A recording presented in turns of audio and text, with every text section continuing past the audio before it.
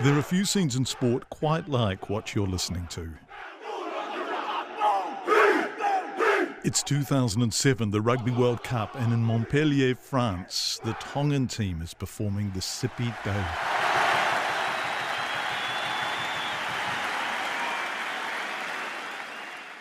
But then, after the roar of the crowd and a dramatic closing of the gap between the two teams, the Samoan team respond with the Siva Tau.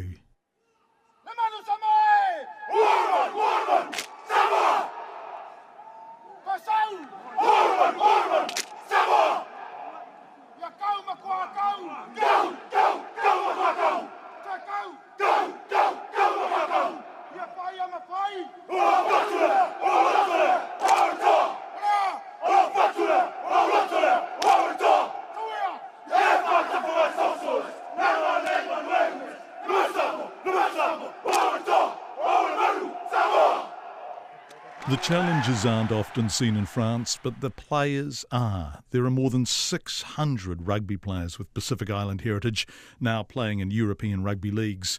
Some are runaway success stories, and some have found themselves heartbreakingly adrift. There's some real horror stories that have been going on, just in regard to the Pacific Rugby players over here, not having been attracted to the UK and Europe, and then subsequently just left to their own devices. Some come out the other side, some aren't so fortunate. That's Maikumanga, former Manu Samoa player and professional player and coach in the UK. Kellett, Amasino is left out. Vaenga. Lovely run by Umanga. The flying fullback is in. Lima.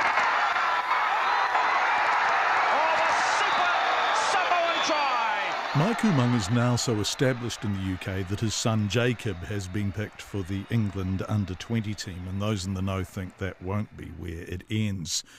But Jacob is Samoan and English. He was born in Harrogate. His family and friends are there, his foundations and support. The challenges for players the same age as him who've come from Samoa, Tonga or Fiji, full of possibility, only to find themselves hopelessly lost. They've been taken straight off the island, put in an environment they're totally unprepared for, have no idea of, and then basically not really having the support or knowledge of small print, contracts, and things don't go quite according to plan.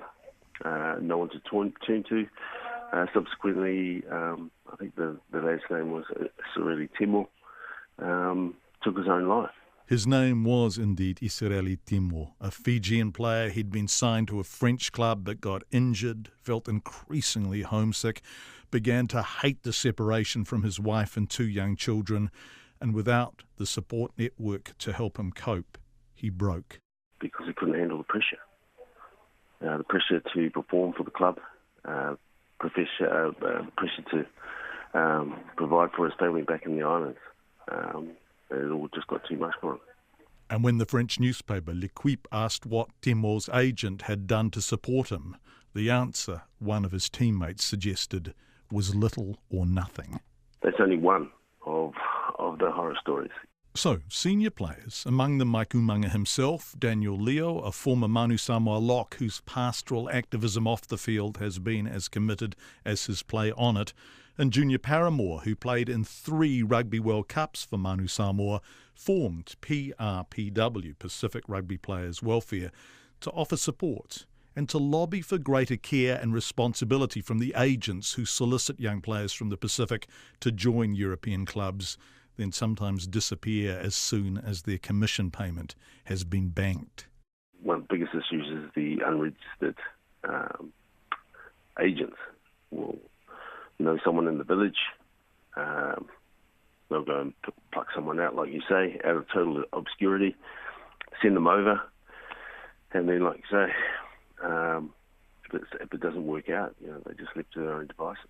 Which is why PRPW launched in France overnight. Rugby celebrates its Cinderella stories, the boys who come from nowhere to become stars. But it's the boys who come from nowhere who don't become stars who might truly need looking after. And then we're finding more and more of that, like you say, the Cinderella stories. There's so many that don't get exposed or exposure. The ones that don't work out so well. Some of them are fortunate enough to come out maybe scarred and able to get back to either New Zealand, Australia, or back to the islands and live to fight another day. But as I spoke before about the lads, there's some people that don't get to get that opportunity.